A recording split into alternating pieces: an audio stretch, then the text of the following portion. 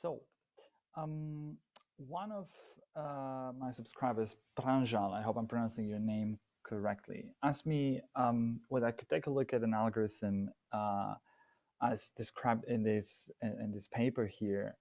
Um, here the authors, so they get the actual credit, and so his question was, can we, how would an actual circuit look like, right? And then the paper describes two different algorithms for quantum key agreement. So I'm not going to dive into that at all in terms of what this is. QKA. I'm not going to read through the paper and stuff, just scanned it quickly. But I think the protocols are fairly straightforward in terms of what they're supposed to do. I think that I'm not going to really go into detail on how you would implement that, because there's definitely a lot of things that are far away from an actual implementation.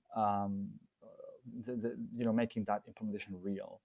But I think there's some interesting, at least it touches one interesting concept in terms of how one of the ways you can use entanglement to approach a particular problem. So that doesn't maybe, or the way at least that I think this could go about, right? So Pranjal, don't take that as this is the definite way to do that. I'm no expert by far, and I'm really just learning. But I think I thought it would be a good exercise to go through, definitely.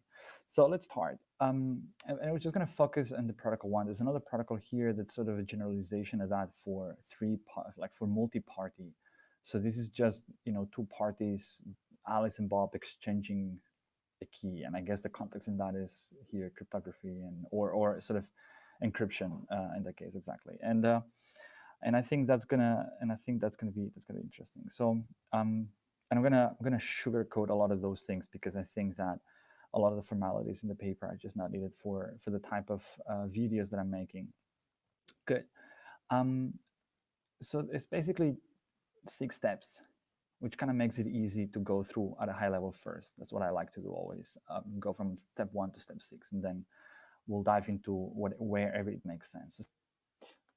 Cool. So let's start at step 1. So step 1 basically says Alice prepares whatever, right? I'm guessing that what this means is sort of a general state where everything is in. So it's sort of a Bell state in this case, where all the qubits agree. So they're all either zeros or ones. This means I will always agree, right? And then so it's kind of like using, so basically what it's saying is we're gonna use, so the first the first qubit, the first the sequence with all the first qubits and then all the second qubits. So it's basically doing sort of entanglement with pairs of qubits, right? So let's imagine here on the circuit side, that will be Q0, 1 pair, 2, 3 another pair, and then 4, 5, etc. Right? So you would have different pairs, and probably to keep that small, we'll probably want to. I'm probably going to stick with 4 first, and then so it's going to be 2 couples or 2 pairs, right? And so blah blah blah. This is just notations, and then it prepares a random sequence, and I think that's later on what's going to become part of the key, of the shared of the key that they agree to use. So, and it's sort of a random thing, and that's Alice's key. So for step 1, this really, I mean, what can you do with step 1 is because the thing is, if you take a look at all the other steps, it's like sometimes you see that a circuit makes sense, sometimes it doesn't make that much sense.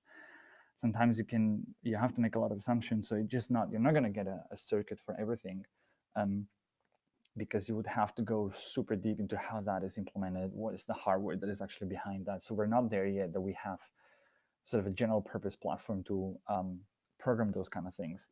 So basically, in the first step, as I said, it's prepare different pairs of entangled states in a way that it's a Bell state, right? So the way you do a Bell state is So for example, between this and between q0 and 1 would be to do this, right?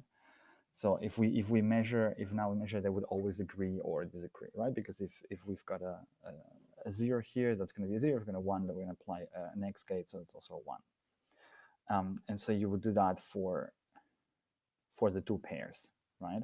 So you would have to say then qubit 0 and qubit 2 are part of the sequence PA, and qubit 1 and qubit 3 are part of the sequence QA, as an example. And kind of that's, you know, that's what represents this step 1. Step 2 is Alice prepares a sequence of n divided by 2 Bell states as decoy bits, qubits. I guess. So I don't quite get that, but I think that's one of the things that they want to use to detect whether there's been an eavesdropping, or make sure that there's no error. So sort of maybe error correction. I don't know. So you would maybe in this case add, say, if we have 4 qubits, so you could say we add an actual. So we add 2 more qubits at the end, which we're going to use as decoy qubits. And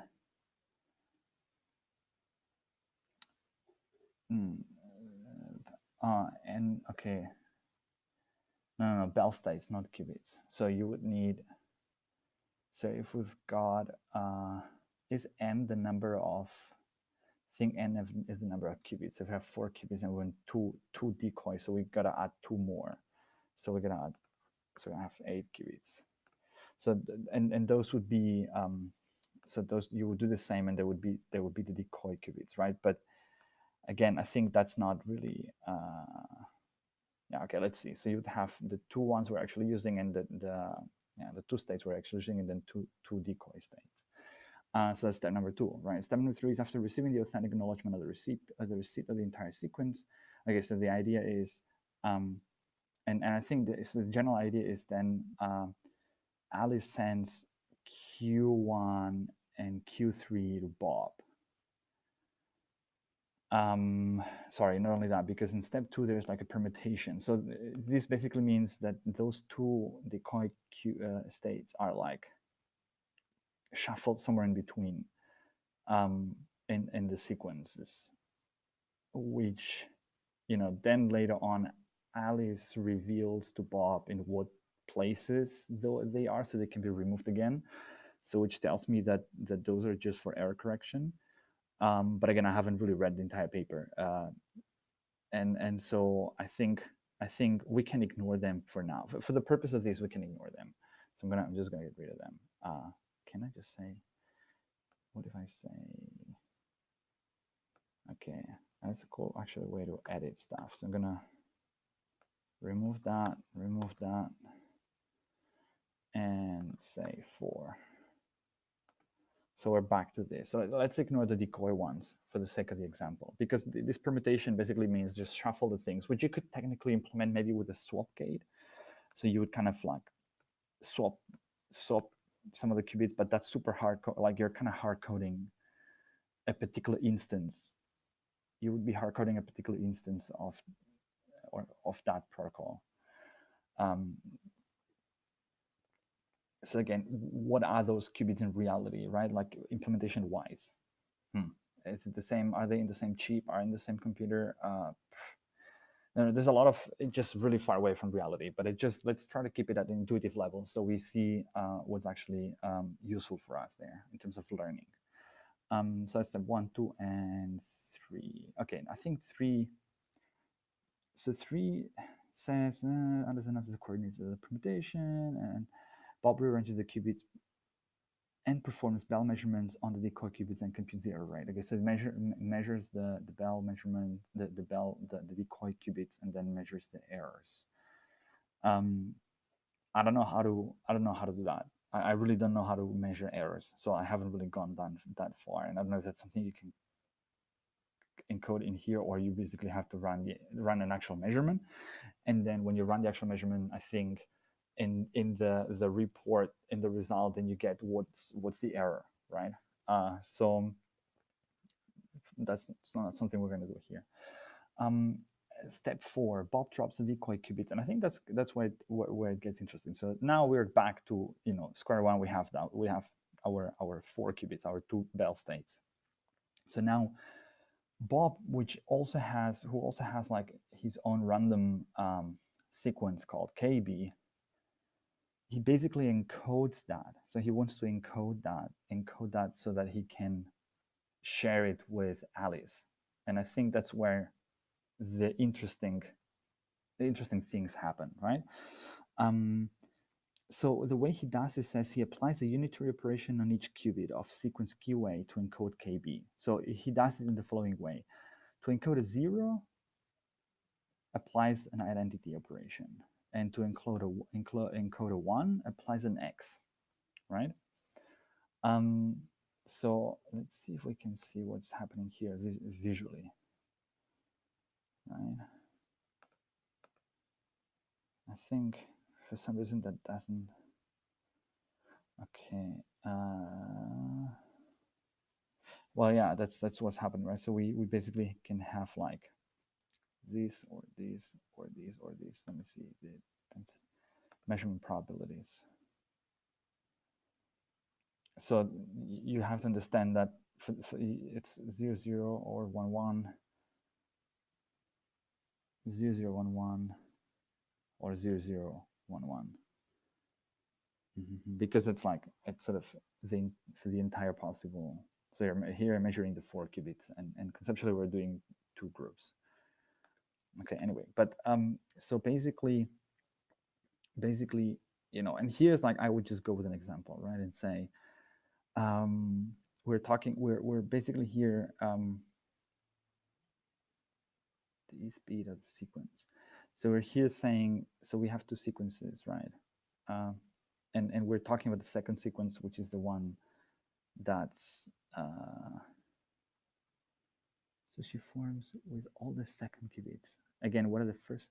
I assume first qubits are the ones that are on the left, and second qubits the ones which are on the right. In which case, that would mean that if he does this in the second qubit, does he? It's QA, which is basically with the second qubits. So here, what it does is, so it chooses random, let's say 0, 0, let's say 1, 1, right? As an example. So we're going to encode 1, 1. So we're always going to apply an X to the second qubit, to each second qubit. So that would be something like this in this case, right? That's the first qubit. That will be the second qubit in the way that I read that, right? So in here and in here, right? If you would want to encode 0, 0, then you would do nothing. If you would like to encode 0, 1, and so that's really specific to whatever Bob has chosen, so to say, to encode randomly. So again, it's not, you can't just make a general circuit easily. That's why I think really, and that kind of confirms that, so we're just building circuits which are just ways to visually represent things that happen on the algorithm. So when we think about building intuition for quantum programming, it's going to be a lot understanding the higher level concepts of what can you do with entanglement, and what can you do with all these different things, and quantum physics sort of properties. And so what's happened here is, you can see, is that because they are entangled, right? Whenever I apply something, if I were now to measure both, like that also has affected the measurement of this one, because they're entangled. And exactly, yeah.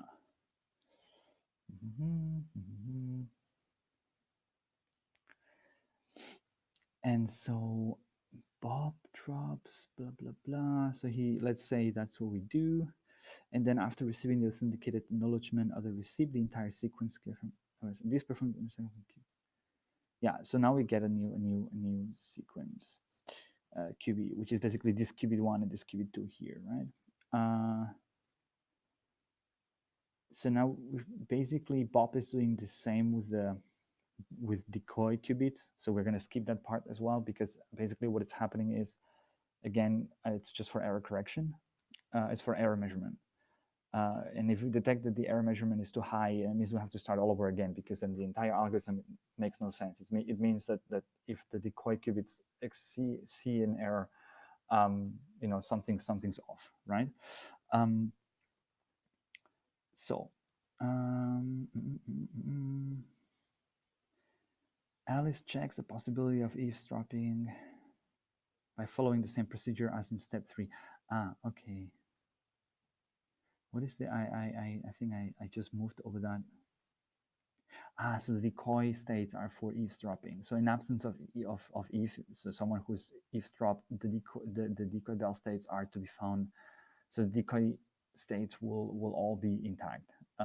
So if there's an error rate found, then we basically go ahead. If not, we just go back.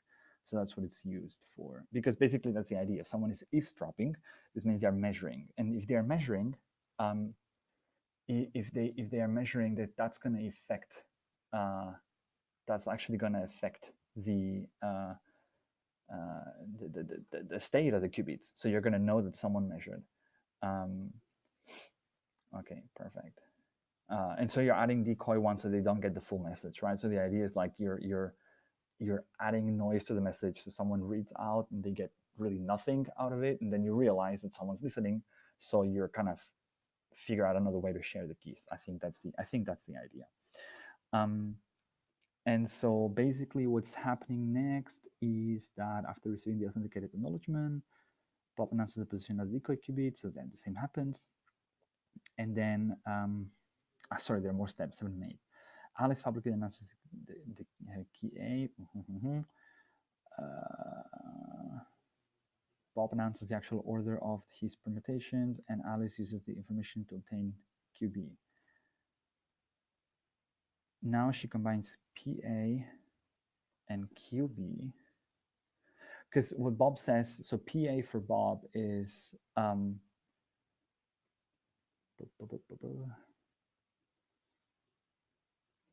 what is PA for Bob?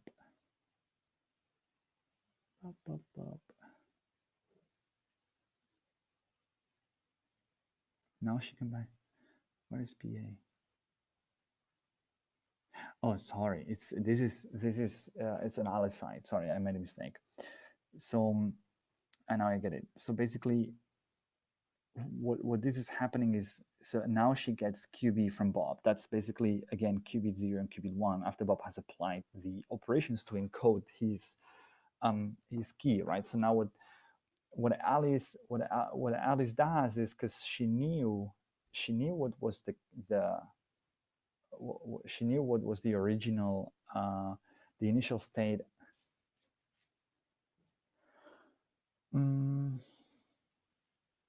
Because she knew what the initial state was. Correct. What initial state she knew? So she's done basically that.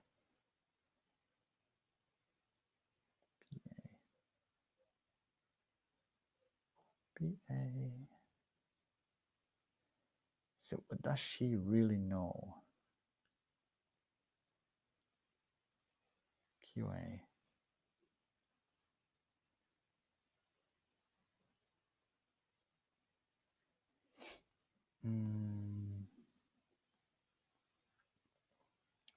I'm not sure I quite get it now. I thought I understood it, but so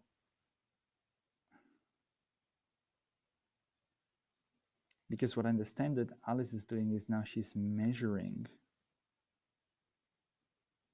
PAQB, and this apparently reveals the random string from Bob that's been in there. What do you mean she knew the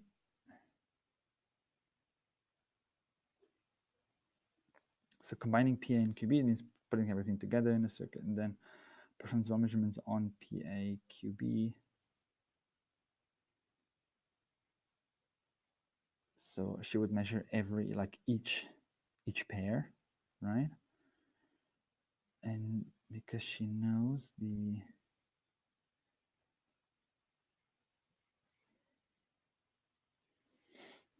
She knows the initial state.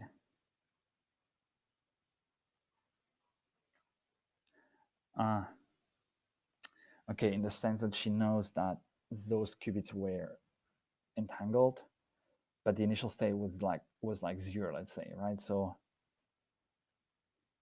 okay, I get it. So basically, what this is saying is when now she performs a measurement, um, say of this pair, right, and then she runs that.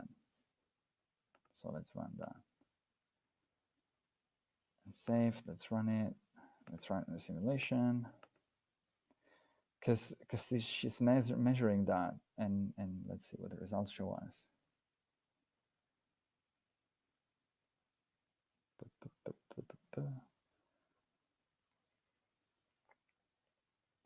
Okay, so they are there. So what this is telling her is what? Give me a second. 0, 1, or 1, 0. 0, 1, or 1, 0.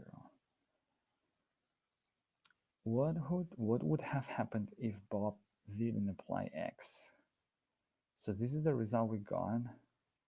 And if now say, no, I want to go to my circuit again, circuit composer.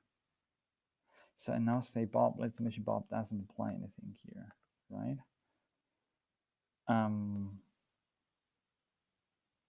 And so we're now running it on a simulator. Okay, I think I know.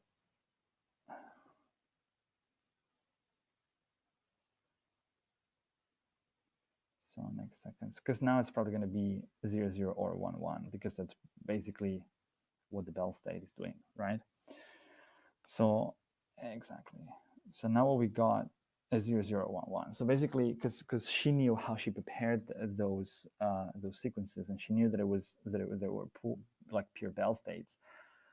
If she observes a different result, like if she observes that the both qubits disagree, then she knows that Pop applied an operation. So therefore, she knows that that must be a 1, because then for this to work, I think it's somewhere is explained that, yeah, so it reveals because she knows the initial state and she knows the encoding scheme used by Bob, right? So she knows what is the logic that Bob is applying to encode his key in there. So I mean, and that's it, right? That's all really that we can do here. So the concept here, the learning for me here is, I mean, yeah, basically what you're doing is you're preparing an entanglement where they always agree, like a correlation where they always agree, and then the other party is encoding their it's encoding their string in there by basically applying that scheme, or whereas like if it's a 1, then we're going to make them disagree. If not, we're going to leave them, we're going to apply an identity, so we're going to leave them as they are. And so when Alice takes a look at them, she can see whether an operation has been applied or not. I think that's really what's happening here. And more than that, it's like you can't really do without getting super deep into like, okay, let's now implement the entire thing, and that's going to require a combination of quantum computing and classical computing. But you're going to have knowledge about what those qubits are and how you're going to exchange that type of information. So to implement the entire protocol, that requires a lot of design of, how to make sure that everything else that it's assumed by the situation, like what Alice knows, what Bob knows, that's not compromised, and how are those things shared, etc. Yeah, but basically that's it for Protocol 1, and I'm assuming Protocol 2 is just an extension to that, by maybe applying other operations. Yeah, cool.